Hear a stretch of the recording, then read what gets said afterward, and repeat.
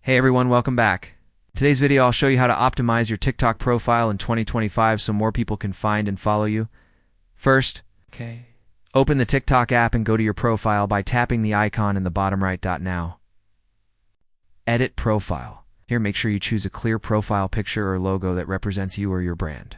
Next, update your username. Keep it simple and easy to remember. Below that, add a display name that can include keywords about what you do, like travel vlogs or fitness coach. Scroll down to your bio. This is where you tell people who you are. Write a short, catchy line, and don't forget to include a call to action, like follow for daily tips or check out my website. If you have other platforms, you can also link your Instagram or YouTube here so followers can connect with you outside TikTok. Finally, switch to a business account if you want access to analytics and a contact button. This helps you track growth and look more professional. And that's it.